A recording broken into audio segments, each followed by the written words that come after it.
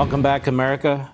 Our next guest, a great man, retired U.S. General Keith Kellogg, former National Security Advisor to President Trump and Vice President Pence, former Chief of Staff of the U.S. National Security Council under President Trump, 1990 to 91, Chief of Staff for the 82nd Airborne during Operation Desert Storm, later Director of Command, Control, and Communications for U.S. Armed Forces, Distinguished Service Medal, Silver Star, several Bronze Stars.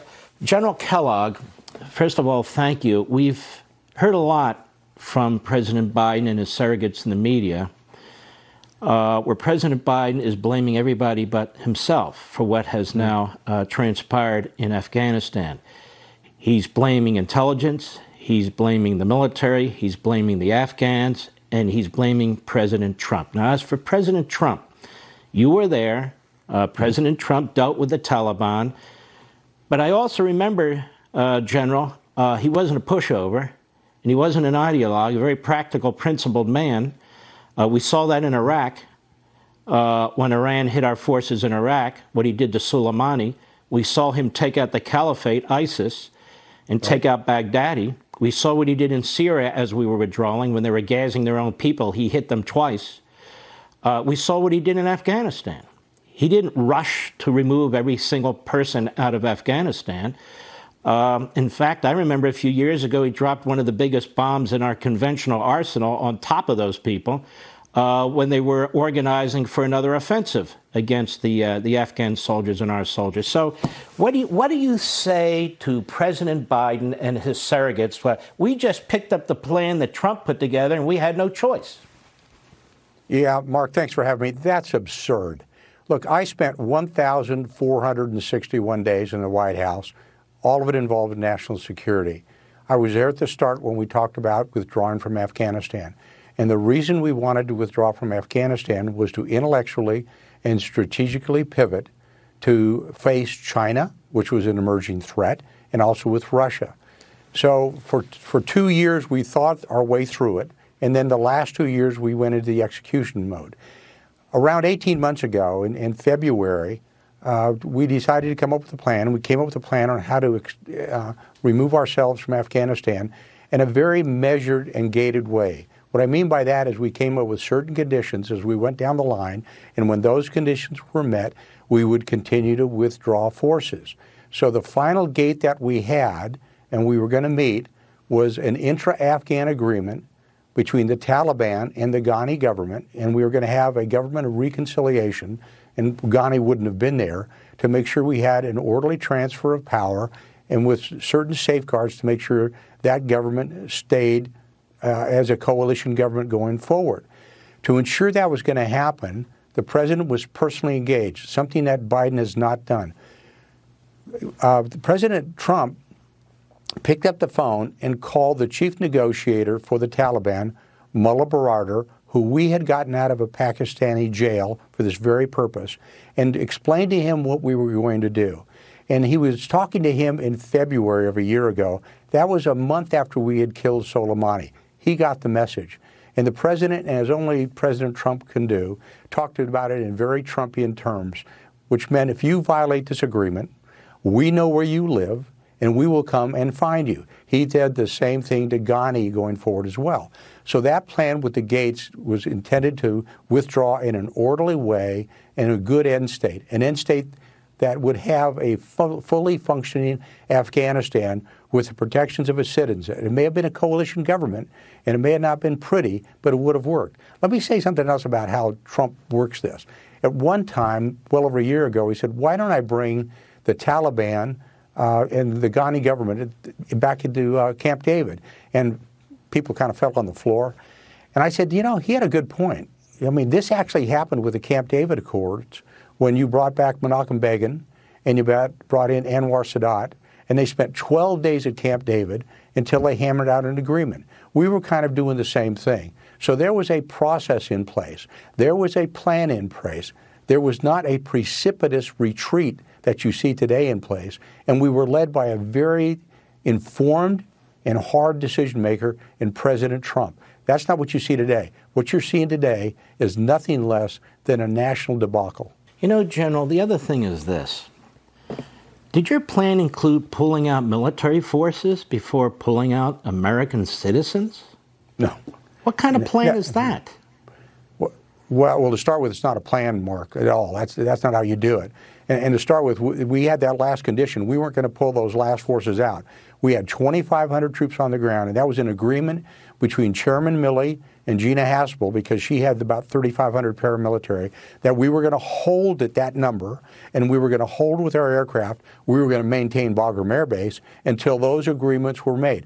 We weren't moving. We set 1 May as a forcing function.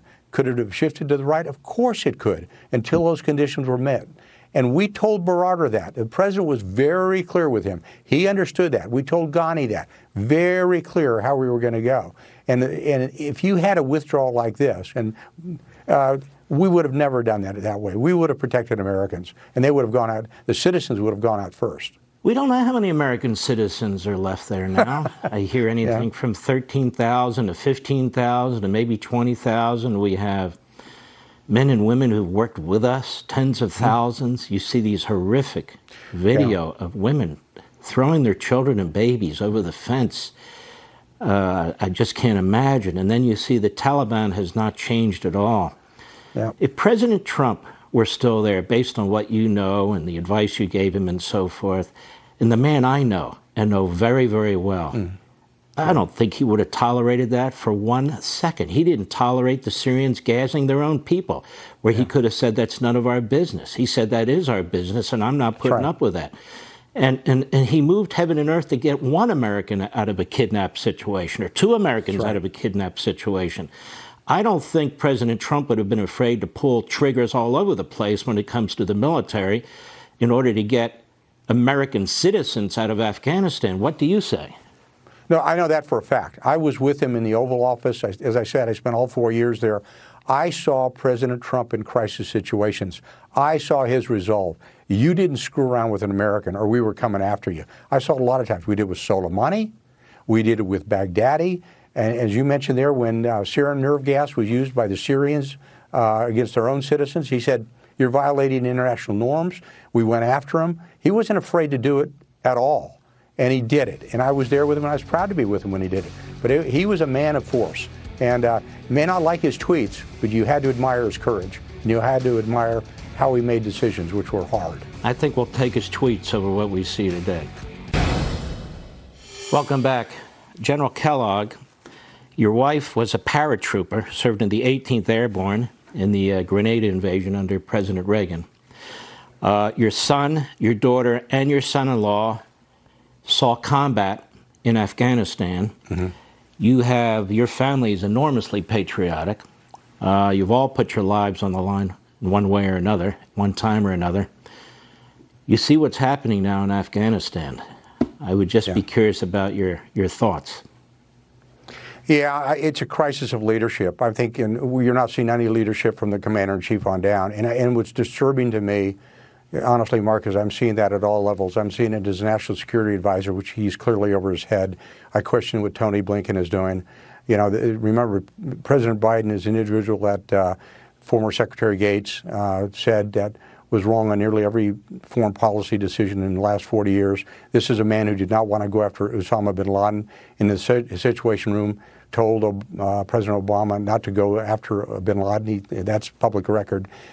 This is a man who, you know, you have to question his leadership capability. And in fact, Biden was questioned by Obama when he said, you know, don't underestimate Joe Biden being wrong.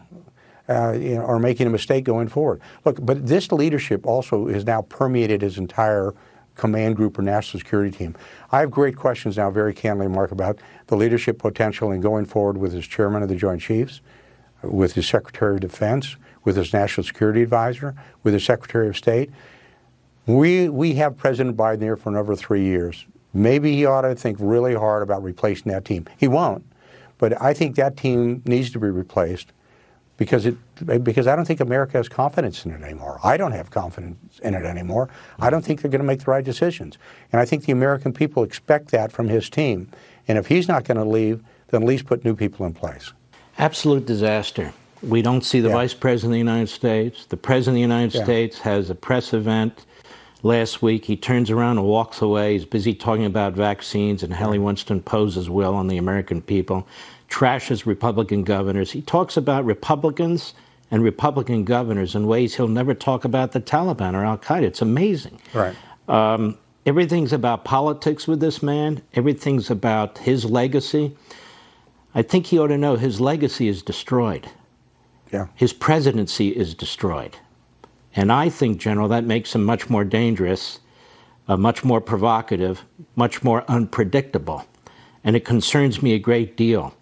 And I have a last question for you, General. Sure. You're Xi in China. You're on in North Korea.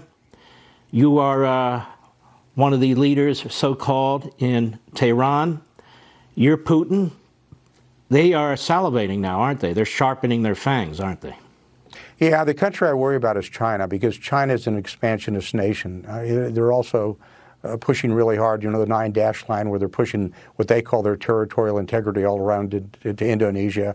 They're a racist nation. I mean, when you look what they've done with the Uyghurs, and they're building up their military at incredible levels out there. They're the ones I really am concerned about out there. And I don't think President Biden can handle them. I just don't think he's got the wherewithal to do it. I don't think he's got the intellectual capacity. I don't think he's got the ability to maneuver with a foreign leader. Look, let's give Trump credit. You know, he was willing to reach out to people. He reached out to Kim Jong-un because he established the personal basis of leadership. But he also was very, very strong when he talked to him. He was willing to walk away from a deal. I don't think you see that. I think Putin sees that as well in Russia. Yeah, they're not licking their chops. They're just saying, I've taken the measure of this guy, and he doesn't measure up. And I think we should be concerned about that as a commander-in-chief. And you know what, General? You mentioned President Trump. We didn't lose an inch of anything. No. Under President Trump. He was attacked for the way he managed his foreign policy and so forth. We never gave an inch to Iran. He was crushing Iran economically. We never gave an inch to North Korea, even though we engaged in talking with them. We surrendered nothing. We never gave an inch to anybody on any front. He shut off the Russian pipeline that Biden gave back to the Russians. He imposed the toughest sanctions on those oligarchs that any president in my lifetime. And most importantly, with respect to domestic affairs, he secured the border because he understands, among other things, terrorists can come across the border. And today, where the terrorists are more numerous, probably more vigorous than ever before, the border's wide open. General, I want to thank you for your service, your family's service to the country, and I wish you all the best. God bless you, sir. Thanks, Mark. Thanks for having me. We'll be right back.